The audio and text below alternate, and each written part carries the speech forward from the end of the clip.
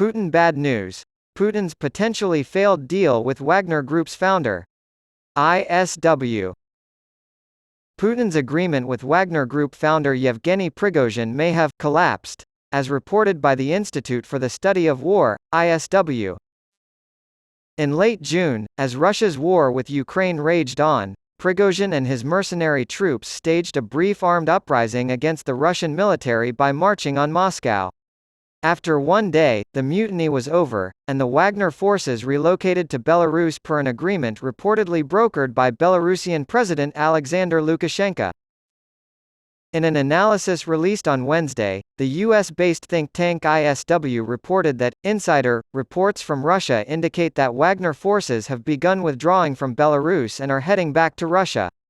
Prigozhin's exile also appears to have been brief, as the leader was spotted in St. Petersburg late in July, where he attended a summit between Russia and Africa.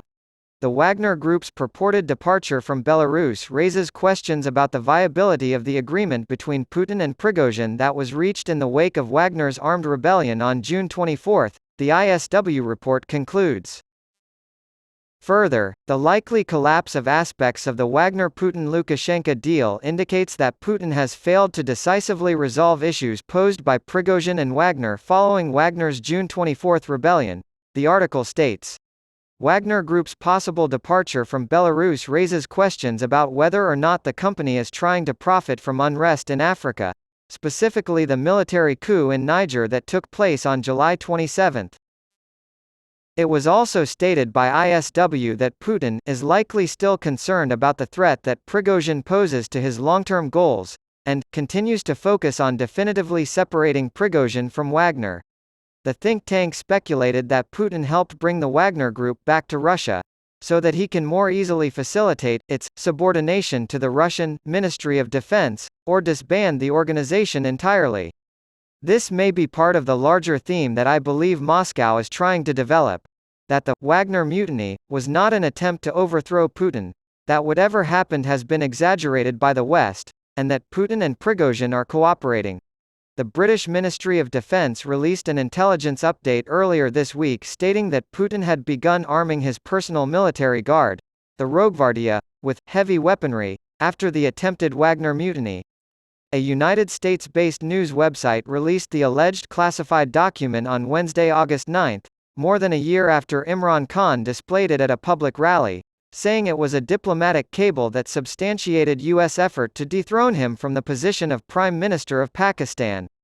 According to the decrypted message published by The Intercept, a senior U.S. diplomat suggests that the relationship between Pakistan and the United States and Europe would improve if the former cricketer were not in charge of Pakistan. Khan lost a vote of no confidence in April 2022, precipitating his resignation as Prime Minister. A month prior, high-ranking State Department official Donald Lu had lunch at the home of departing Pakistani ambassador Asad Majid Khan. The Pakistani diplomat allegedly sent a diplomatic cable from the lunch to his superiors in Islamabad, sparking the political controversy. According to the note published by The Intercept, the talks began with Lu conveying widespread dissatisfaction with Pakistan's policy toward Ukraine. On February 24, Russia launched an invasion of Ukraine, as Imran Khan was flying to Moscow for a state visit. Subsequently, Pakistan had also voted no on several United Nations resolutions that were critical of Russia regarding the conflict in Ukraine. In the note, Lu is quoted as saying, "Quite clear that this is the Prime Minister's policy," suggesting that the military establishment is not in agreement with the Prime Minister's position. According to Lu, he, the Prime Minister, needs and is trying to show a public face, so the Prime Minister's policy toward Russia is tied to the current political dramas in Islamabad. According to the ambassador from Pakistan, that interpretation of events is incorrect. Lu expresses his disappointment in Khan in the following pivotal passage from the diplomatic cable.